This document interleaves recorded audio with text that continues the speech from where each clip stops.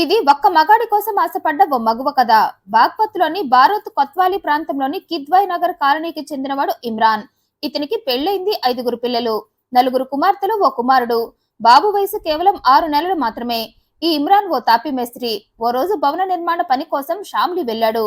అక్కడ పని ముగించుకొని వస్తూ ఉండగా ఇమ్రాన్ కు ఆ ప్రాంతంలో ఉండే ఓ మహిళ పరిచయమైంది. ఆ మహిళకు కూడా పెళ్లైంది, భర్తతోనే కలిసుంటుంది. పరిచయమైన మొదట్లోనే ఇమ్రాన్ ఆ వివరాలన్నీ ఆ మహిళను అడిగి తెలుసుకున్నాడు. కాకపోతే తెలుసుకున్న ఆ విషయాలను పెద్దగా పట్టించుకోలేదు అతను. కారణం, ఇమ్రాన్ కి ఆ మహిళ బాగా నచ్చేసింది. మరి మగువ మనసుకు నచ్చినప్పుడు ఆమె మనువు విషయం మర్చిపోవాలి అనుకున్నాడు. అందుకే ఆమెకు పెళ్లైందని తెలిసినా పర్వాలేదనుకున్నాడు. అతను అలా అనుకోవడానికి ఆ మహిళ కూడా ఓ కారణం. ఆమె కూడా ఇమ్రాన్ తో అదో టైప్ లో మాట్లాడింది. మరి ఇమ్రాన్ ని చూడగానే నేను వెతుకుతున్న ఒక్క మగాడివి నువ్వే అన్న టైప్ లో బిహేవ్ చేసింది. నీ పరిచయంతోనే అసలు మగాడంటే ఎలా ఉంటాడో తెలుసుకున్నా అన్న టైప్ లో రెస్పాండ్ అయింది. ఇక ఆ స్పీడ్ కి ఫిదా అయిపోయిన ఇమ్రాన్ తన ఫోన్ నంబర్ ఇచ్చి ఆమె నంబర్ సేవ్ చేసుకుని మళ్లీ వస్తా అంటూ వెళ్లిపోయాడు. ఇక అన్నట్లుగానే ఇమ్రాన్ పనున్నా లేకపోయినా ఇమ్లీ ప్రాంతంలోనే చక్కర్లు కొడుతూ ఆమెను కలుస్తూ ఓ రోజు నిన్ను నేను ప్రేమిస్తున్నా అని చెప్పాడు. ఇక ఆ మాట ఇమ్రాన్ నోటి నుండి ఎప్పుడెప్పుడు వస్తుందా అని చెవులు చాటంత చేసుకుని మరీ ఎదురు చూసిందామే. అందుకే ఇమ్రాన్ లవ్ ప్రపోజల్ పెట్టగానే లైట్ ఆర్పేసి ప్రపోజల్ పెట్టిందామే. ఆమెలో ఆ స్పీడ్ చూసే ఆమెకు అట్రాక్ట్ అయిపోయాడు ఇమ్రాన్. అందుకే నాకు డబల్ ఓకే అంటూ నేరుగా ఆమె ఇంటికి వెళ్లిపోయాడు. నా భర్త పనికి వెళ్ళాక నిన్ను పిలుస్తా వచ్చేయని ప్రియురాలు అనటంతో పూల చొక్కా పెర్ఫ్యూమ్ కొట్టుకుని మరీ వెళ్లిపోయాడు. అలా ఇద్దరు తపరలు తీర్చుకుంటూ పోతున్నారు. అయితే ఇమ్రాన్ సాన్నిహిత్యం ఆమెకు బాగా నచ్చింది. అది ఎంతలా అంటే ఆమె ఇమ్రాన్ తోనే పర్మనెంట్ గా ఉండిపోవాలి అనుకుంది. అతనితో ఉంటే అదో లోకంలోకి వెళ్లిపోయినట్లుగా అనిపిస్తుంది ఆమెకు. అందుకే ప్రియుడిని శారీరకంగా కలిసిన ప్రతిసారి ఆమె ఇమ్రాన్ కు మరింత దగ్గరవుతూ వచ్చింది. దీంతో ఇమ్రాన్ కూడా ఆమెకు ఇంకా దగ్గరైపోయాడు. ఇక ఆ దగ్గరలో నుండే ప్రియురాలు హత్యకు శ్రీకారం చుట్టింది. ప్రియుడితో పర్మనెంట్ గా బెడ్ షేర్ చేసుకోవాలి అంటే తన బెడ్ ని షేర్ చేసుకుంటున్న పతిని పైకి పంపాలి అనుకుంది. అందుకే ప్రియుడితో తన భర్తను చంపేయమని కోరింది. అయితే మొదట ఇమ్రాన్ ఆ విషయాన్ని లైట్ తీసుకున్నాడు. తన మీద ఉన్న అతి ఇష్టంతో ఆమె అలా మాట్లాడుతుందిలే అనుకున్నాడు. కానీ కాలం గడిచే కొద్దీ నువ్వు నా భర్తను చంపకపోతే నేనే అతన్ని చంపేస్తా అన్న టైప్ లో తయారైంది ప్రియురాలు. దీంతో ఆ విషయాన్ని ఇమ్రాన్ కూడా సీరియస్ గా తీసుకున్నాడు. ప్రియురాలు పదే పదే నా పతిని పైకి పంపు అని పోరు పెడుతూ ఉండటంతో తను కూడా ఒప్పుకున్నాడు. ప్రియురాలు భర్త బ్రతికుంటే తనకు ఎప్పటికైనా ఇబ్బంది అనుకున్నాడు ఇమ్రాన్ కూడా. అందుకే ప్రియురాలు కోరిక తీర్చాలి అనుకున్నాడు. అందుకే ఆమె భర్తను చంపుతా అని ఆమెకు మాటిచ్చాడు. అయితే ఇక్కడ ఇమ్రాన్ కన్ఫ్యూజ్ అయిపోయాడు. ప్రియురాలి భర్తను తనే చంపాలా లేకపోతే ఎవరి చేత అయినా చంపించాలా అనుకున్నాడు. అయితే ఎంతలా ఆలోచించినా తను చంపటం కంటే ఎవరితో అయినా చంపించటమే బెటర్ అనుకున్నాడు. ఒకవేళ ఏదైనా తేడా వచ్చినా ముందు వాళ్లే ఇరుక్కుంటారు అనుకున్నాడు. అందుకే రిహాన్, రిల్దార్, సాకిబ్ అనే 3 షూటర్లని కాంటాక్ట్ అయ్యాడు. నా ప్రియురాలి భర్తను చంపేయాలి, అందుకు మీకు ఎంత డబ్బు కావాలి అని అడిగాడు. దానికి ఆ ముగ్గురు 2.5 లక్షలు ఇస్తే పని ముగిచ్చేస్తామనటంతో ఆ డబ్బు ఇస్తా అంటూ డీల్ మాట్లాడుకున్నాడు ఇమ్రాన్. అయితే తను మాట్లాడిన ఆ డీల్ తనకే తిరగబడుతుందని, ఆ డీల్ వల్ల తన ప్రాణమే పోగొట్టుకోవాల్సి వస్తుందని ఇమ్రాన్ అస్సలు ఊహించుకోలేకపోయాడు. మనం ఊహించినవి జరగటమే జీవితం అంటే.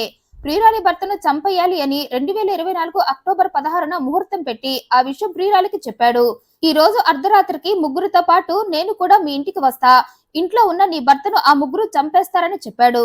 ప్రియుడు ఆ విషయం చెప్పగానే చెవిలో అమృతం పోసినట్లుగా అనిపించింది ఆ మాటలు ఆమెకు. అందుకే నేను ఎదురు చూస్తూ ఉంటా అందామే. అలా అర్ధరాత్రి అయింది. ఇమ్రాన్ తన ముగ్గురు బ్యాచ్ తో కలిసి కారులో ఇమ్లీకి వెళ్లాడు.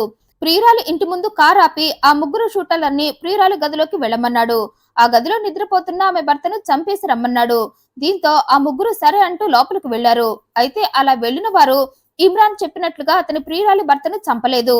రివర్స్ లో మళ్లీ వెనక్కొచ్చారు. కారణం డబ్బు. ఎందుకంటే ఇమ్రాన్ అప్పటి వరకు వారికి ఒక్క పైసా కూడా ఇవ్వలేదు.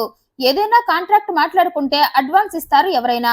కానీ ఇమ్రాన్ మాత్రం డీలు 2.5 లక్షలకు మాట్లాడుకున్నప్పటికీ షూటర్లకు అప్పటిదాకా అడ్వాన్స్ రూపంలో కూడా ఒక్క పైసా ముట్ట చెప్పలేదు. దీంతో ఆ ముగ్గురికి డౌట్ వచ్చింది. తీరా ప్రియురాలి భర్తను తాము చంపేశాక ఇమ్రాన్ డబ్బివ్వకుండా మొండి చేయి చూపిస్తే ఏంటి మా పరిస్థితి అనుకున్నారు. అందుకే హత్య చేయడానికి వెళ్లిన వారు కూడా మళ్లీ బయటకు వచ్చి ఇంటి ముందు ఉన్న ఇమ్రాన్ దగ్గరకు వెళ్లారు.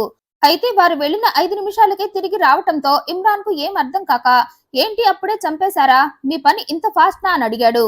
అయితే అందుకు ఆ ముగ్గురు, అసలు మేమే పని మొదలు పెట్టనే లేదు, అలా మొదలు పెట్టాలి అంటే ముందు నువ్వు డబ్బు ఇవ్వాలి అన్నారు. ఇంతవరకు అడ్వాన్స్ కూడా ఇవ్వలేదు. 2 లక్షలకు డీల్ మాట్లాడుకున్నావు, కానీ పైసా కూడా ఇవ్వలేదు.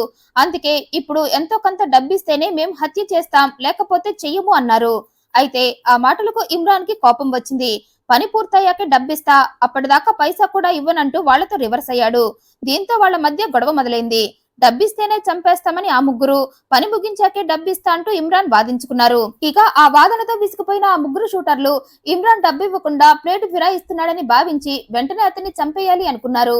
అందుకే కోపంగా ముగ్గురు ఇమ్రాన్ ని పట్టుకొని మమ్మల్ని మోసం చేయాలి అనుకుంటావా అంటూ ఇమ్రాన్ మెడ కోసేసి అతన్ని కాల్చి చంపి శవాన్ని షామ్లీ జిల్లాలోని గాదీపుక్తా గ్రామ అటవీ ప్రాంతంలో పడేశారు. అయితే ఇది ఇలా ఉండగా అక్టోబర్ 16న అన్న ఇమ్రాన్ బయటకని వెళ్లి మళ్లీ ఇంటికి రాకపోవడంతో అతని తమ్ముడు షాజిద్ అన్న కోసం వెతికాడు. కానీ అతని ఆచూకీ దొరకకపోవడంతో ఫోన్ కూడా కలవకపోవడంతో పోలీస్ స్టేషన్ కి వెళ్లాడు. నా అన్న మిస్ అయ్యాడంటూ కేసు పెట్టాడు. దీంతో పోలీసులు తప్పిపోయిన ఇమ్రాన్ కోసం వెతుకుతూ ఉండగా వారికి అక్టోబర్ 18న అటవీ ప్రాంతంలో అతని శవం దొరికింది. దీంతో వెంటనే ఆ శవాన్ని హ్యాండ్ ఓవర్ చేసుకున్న పోలీసులు ఆ శవాన్ని ఇమ్రాన్ ఫ్యామిలీకి చూపించగా వారు ఆ శవం ఇమ్రాన్దే అని కన్ఫర్మ్ చేశారు. ఇక ఇమ్రాన్ భార్య భర్త మరణాన్ని జీర్ణించుకోలేకపోయింది. నాకు 3 కూతుళ్ళు 6 నెలల బాబు ఉన్నాడు. ఇప్పుడు వీళ్ళని నేనొక్కదాన్ని ఎలా చూసుకోవాలంటూ రోధించింది. అయితే ఇమ్రాన్ ది పక్కా హత్య అని తేలటంతో పోలీసులు అతన్ని ఎవరు చంపారని ఎంక్వైరీ స్టార్ట్ చేశారు. నిందితుల్ని పట్టుకోవాలని ఇమ్రాన్ ఫ్యామిలీ కూడా డిమాండ్ చేసింది. దీంతో పోలీసులు ఈ కేసుని సవాల్గా తీసుకొని ఇమ్రాన్ కాల్ వివరాల ఆధారంగా అతను హత్యకు ముందు ముగ్గురితో హత్యకు డీల్ మాట్లాడుకున్నాడని గుర్తించి పరారీలో ఉన్న ఆ 3 షూటర్లను పట్టుకున్నారు. ఇక విచారణలో ఆ 3 తామే ఇమ్రాన్ ని గొంతు కోసి కాల్చి చంపేశామని చెప్పారు. ఇక అప్పుడే ఇమ్రాన్ ఎఫ్ఐఆర్ తెర మీదకు వచ్చింది. ఇమ్రాన్ తన ప్రియురాలి భర్తను చంపేయమని డీల్ మాట్లాడి డబ్బివ్వనందుకే మేము అతన్ని కాల్చి చంపేశామని చెప్పడంతో ఈ హత్యలో ఇమ్రాన్ ప్రియురాలి హస్తం కూడా ఏమైనా ఉందా అని ఎంక్వైరీ చేస్తూ వారికి దొరికిన ఆ 3 అరెస్టు చేశారు పోలీసులు. ఇంకొకటి ప్రాణం తీయబోతే అది కాస్త రివర్స్ అయ్యి తన ప్రాణాలనే కోల్పోయాడు ఇమ్రాన్. ఎవడు తీసుకున్న గోతిలో వాడే పడటం అంటే ఇదేనేమో.